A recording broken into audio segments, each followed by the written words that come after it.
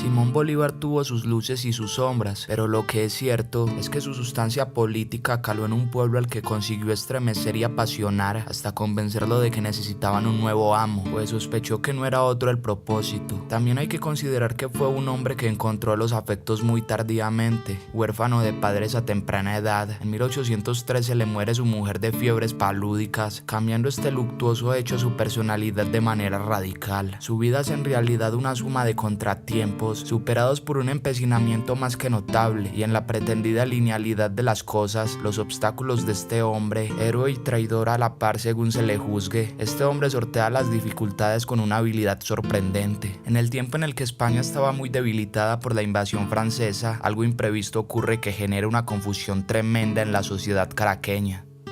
A principios de julio de 1808, el gobernador de Caracas, Juan de Casas, recibió 2 ejemplares del diario The Times, remitidos por el gobernador de Trinidad, que relataban la noticia de la abdicación del trono de España en favor de Napoleón. Mandó que luego el mismo Corso transferiría a su hermano José. Para evitar la alarma social, las autoridades intentaron no dar pábulo al tema, pero la llegada de la fragata francesa Le Serpent a La Guaira el 15 de julio de 1808 con varios comisionados galos acabarían confirmando la noticia. Las noticias traídas por el oficial francés generaron un intenso debate sobre la situación y la población comenzó a alarmarse, divulgando profusamente la noticia de la desaparición de la monarquía en pasquines y boca a boca. Pero la cosa no acaba ahí. La situación empeoró cuando un capitán de una fragata inglesa, un tal Beaver, desembarcó poco después tras perseguir a la Serpent sin poder apresarlo por los pelos en la mismísima Guaira. Pretendía informar que la lucha en España era enconada y que Napoleón no tenía la situación bajo control ni de lejos. Se hace necesario mencionar que a principios de 1814, un irreverente y temerario capitán de milicias español de nombre José Tomás Boves iniciaría una serie de operaciones con tropas indígenas de los llanos venezolanos, fieles y bien adiestradas. Sus argumentos eran irrefutables: saqueo, pillaje, carta blanca y un salvajismo inédito con letales técnicas de apoyo por parejas en la primera línea de combate, en la que el soldado que bajaba el golpe era atravesado en el cuerpo a cuerpo por el compañero del anterior. Ante la acometida de este militar español con técnicas inusuales, las fuerzas de Bolívar comenzaron a debilitarse. Hacia el 7 de julio de 1814, los contingentes que le quedaban al libertador según unos, traidor según otros, iniciarían la retirada hacia el oriente de Venezuela. La formación militar de Bolívar fue estrictamente básica y la instrucción teórica bastante justa, en honor de la verdad, pero tenía unas dotes innatas y un arrojo natural junto con conocimientos teóricos provenientes de Federico de Prusia, Julio César y Alejandro Magno, más allá de la importancia que daba la logística. Sus soldados estaban bien atendidos siempre. Es un bulo el hecho de que estuvo en l'École des Arts para cadetes ni en ningún otro instituto militar. Simón Bolívar pudo ser un civil especialmente dotado para el uso de la estrategia, pero en lo estrictamente militar era un soldado del montón, con ínfulas de grandeza y sin hechos contrastables que ameritar o acompañar sus pretensiones de llevar galones. Según cronistas de la época, incluidos los biógrafos próximos y los críticos, se calcula que dejaría a lo largo de su ajetreada vida una legión de criaturas y de madres desconsoladas, con las vacías promesas de casamiento que desde su astuta levedad les susurraba el atildado militar. La realidad última de este controvertido héroe o traidor es que no testamentó jamás a hijo alguno, pues no reconoció ser padre de ninguno. Se dice que su dotación genital era legendaria y quizás exagerada por aquello de darle virtudes de las que carecía y agrandar su imagen de macho. Hoy en día cualquiera que se alimente con una buena fabada, salmorejo, butifarra, un lingotazo de somontano de la misma talla y sin alaracas. Lo que sí era cierto y verificable era que su progenie, fruto quizás de los ardores tropicales o de un priapismo no diagnosticado, le diera para montar una revolución demográfica sin exagerar mucho. Sus correrías por Italia, España, Ecuador, Colombia y Venezuela eran más que legendarias. El arzobispo de Caracas en más de una ocasión tuvo que intervenir para proteger en suelo sacro a las inocentes féminas que se tropezaban con el depredador. Y por currículo que no quede que a su padre le gustaban las quinceañeras, pero lo que se ha borrado de los libros de historia, lo que ha dejado huella en la posteridad, no era otra cosa que su crueldad demostrada en muchos de los lances y actuaciones en las que intervino personalmente.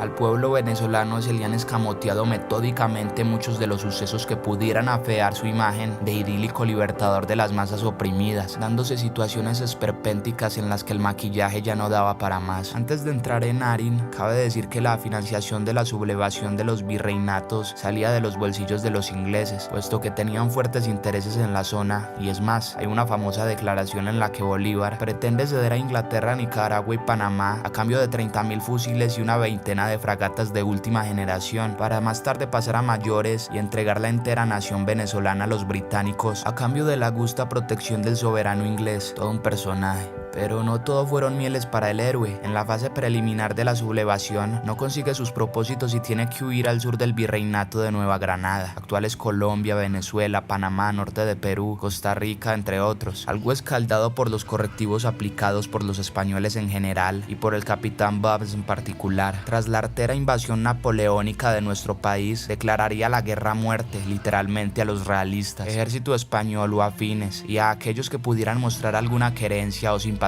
por los peninsulares. Las masacres cometidas por sus tropas con los destacamentos que él llamaba invasores, cuando en realidad encuadraban batallones mixtos junto con los criollos, fueron antológicas, y huelga decir que los detalles no son fáciles de describir, pero basta con recordar que no había prisioneros en su avance, pues tenía la clara consigna de liquidar a todos aquellos que se rendían. En agosto de 1813, tras la batalla de Tinaquillo, en las cercanías de la ciudad de Valencia, al norte del país, causó una masacre de una mortandad no cuantificable por lo terrorífico de los números. Mató a cientos de europeos, a comerciantes y burgueses instalados allá como hombres de negocios o especialistas en la prospección de minas. 4 meses después, derrota al mermado ejército español de Acarigua, dando muerte a machete a más de 600 soldados ya rendidos. El golpe de gracia les era aplicado de forma bárbara a los desgraciados que caían en sus manos a través del expeditivo método de aplastarles la cabeza con enormes piedras, esparramando la materia gris y su soporte biológico de mala manera. No contento con ello, y por si fuera poco, pese a las súplicas del arzobispo de Caracas, acabaría consumando la carnicería al acceder al antiguo hospital de Caracas y en vivo y en directo remató a los enfermos que yacían en la cama. El asesino de prisioneros tras la matanza de Boyacá, en lo que hoy es frontera entre Colombia y Venezuela, y que antes configuraba la mayor parte del virreinato de Nueva Granada, y la posterior matanza de los náufragos de una fragata española que acudía en socorro de los realistas en la isla de Margarita, trascendieron al plano internacional, siendo noticia en periódicos ingleses y franceses, países en los que todavía se guardaban las formas. Una anécdota macabra la define el hecho continuo de que los soldados del ejército sublevado contra los españoles, antes de fusilar a los prisioneros, solían coger por sistema unas cogorzas de aquí te espero, para a continuación rifarse a los prisioneros que les tocaba en suerte matar y hacerse con sus escasos saberes personales. Pablo Victoria, en su obra La otra cara de Bolívar, editada por Planeta y que no fue publicada en España en su momento, habla con claridad meridiana sobre los hechos acontecidos durante la sublevación de Bolívar y su edulcorada biografía para consumo de los locales. Es verdad que su crueldad era legendaria y que de caballero solo tenía las aspiraciones que jamás le fueron certificadas u otorgadas por los españoles durante su estancia en la península, pues no era un militar muy edificante. Durante la época de Fernando VII, el rey felón, el general Pablo Murillo, al mando de 10.000 hombres, intentó poner orden ante los terribles saqueos que derivaban en matanzas sin precedentes en la zona, sitiando Cartagena de Indias, rendida tras un atroz episodio de hambruna y recuperando gran parte del territorio perdido durante la guerra de independencia contra Francia. Pero a la postre, tras el levantamiento del Riego, se notó el colapso en los envíos de tropas, municionamiento y provisiones. Para 1820, España comenzaría su lento declive e historia en aquellos pagos. Finalmente, Simón Bolívar falleció el 17 de diciembre de 1830, probablemente de tuberculosis, tras padecer un largo calvario con una tos crónica, a la edad de 47 años y paradojas. En ese entonces estaba acogido en la casa del hacendado español Joaquín de Mier y Benítez. Y dime, ¿qué opinas acerca de estos detalles del Libertador? No olvides dejarme saber tu opinión acá abajo en los comentarios. También dejar tu like y suscribirte al canal si te ha gustado el video. Sin más me despido y hasta la próxima.